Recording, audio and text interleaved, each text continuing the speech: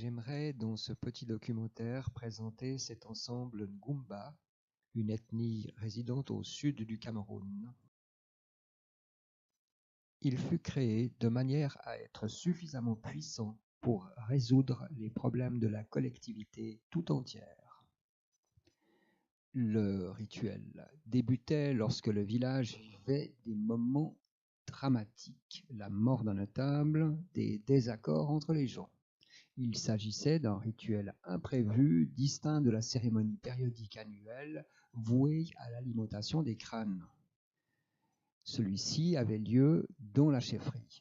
Les statues étaient conservées dans un endroit très isolé, inabordable et gardé par les grands sorciers, les vaudous. Les premiers et deuxièmes jours, les notables faisaient une assise, entourant la statue sans tombeau mobile, pour invoquer les génies, les djinns, afin de savoir si la cérémonie était possible et comment l'organiser.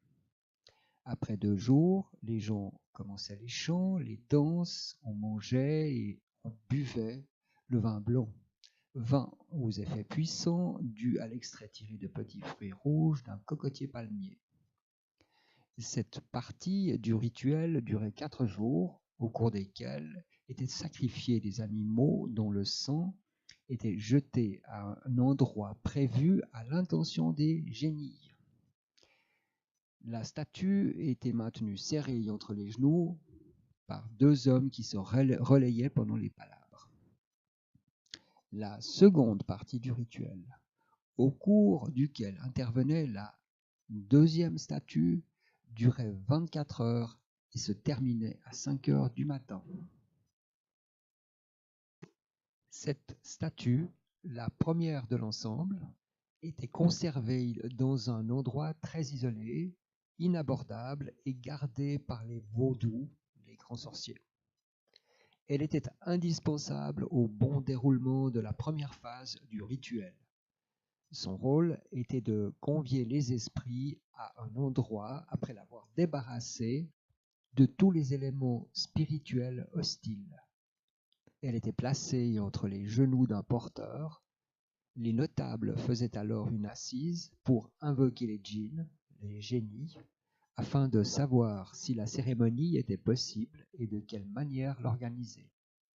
Après 4 jours, cette statue laissait la place aux Biéri, dont le rôle était de résoudre les conflits.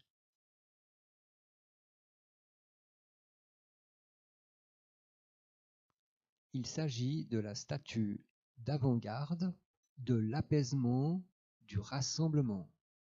Sa fonction, favoriser la venue des esprits dans un espace en l'assainissant.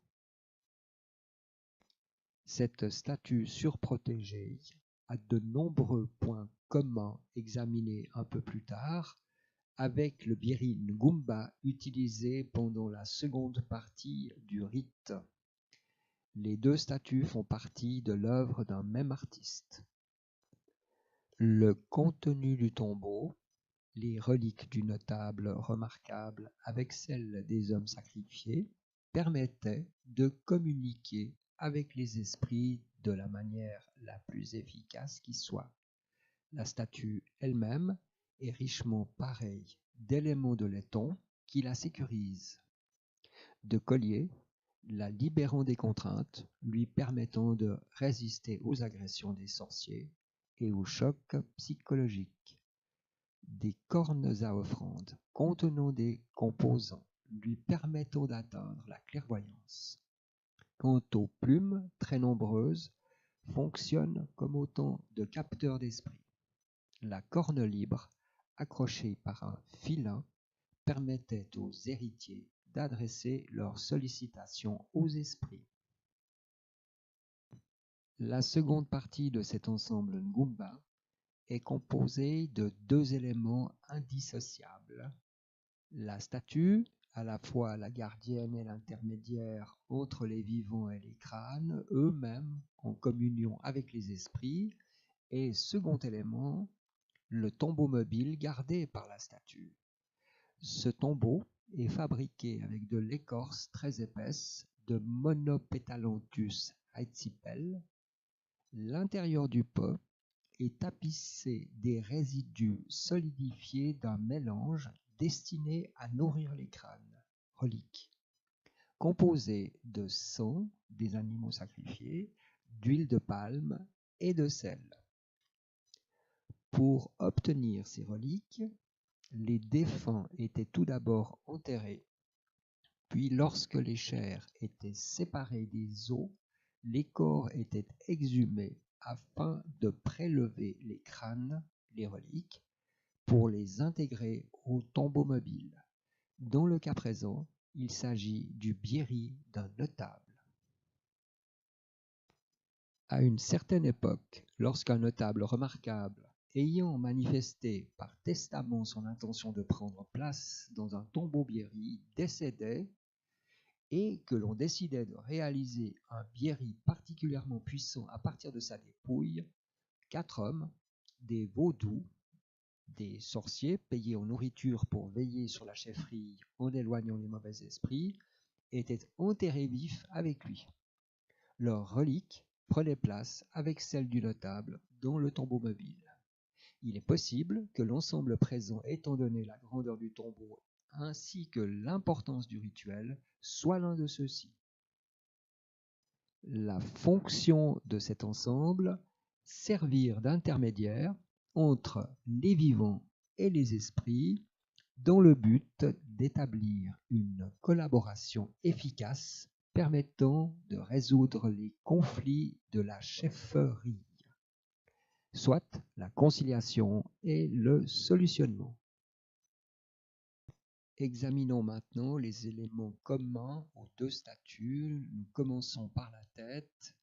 Les plumes, le plumage est dense. Ce sont autant d'éléments permettant de capter les esprits. Une plaque de laiton entoure les yeux et se prolonge sur les tempes avec 3 boules. L'arête du nez est protégée sur 2 cm ainsi que le milieu du bas du front.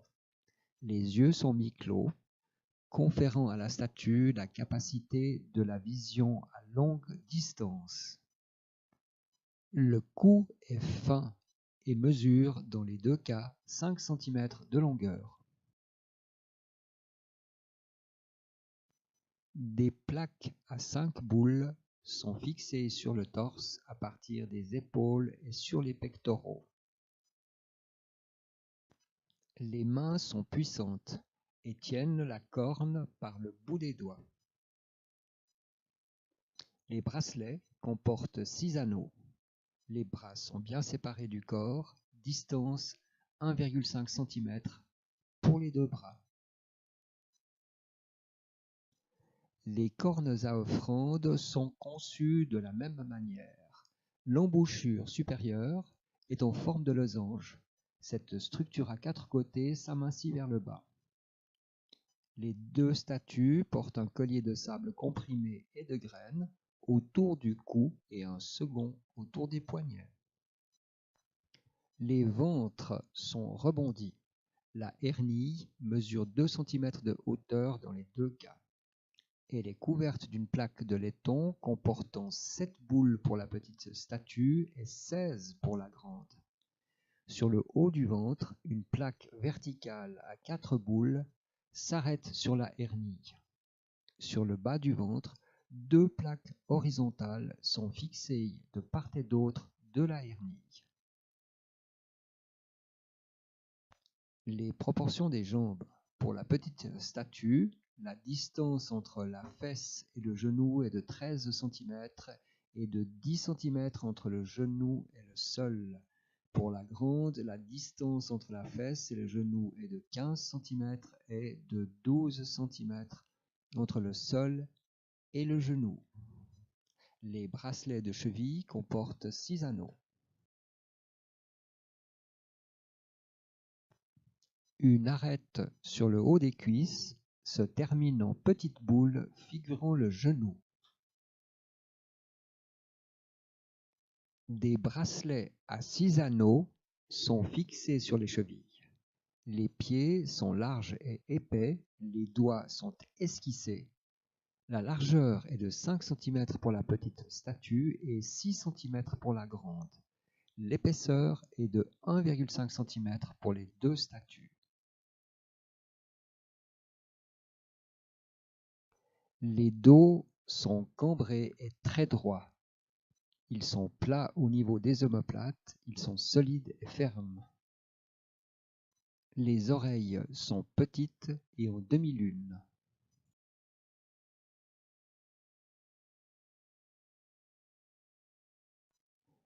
Ces deux statues ont été conçues par un artiste afin de réaliser un rituel collectif en deux phases, au cours duquel chaque statue intervenait séparée de l'autre.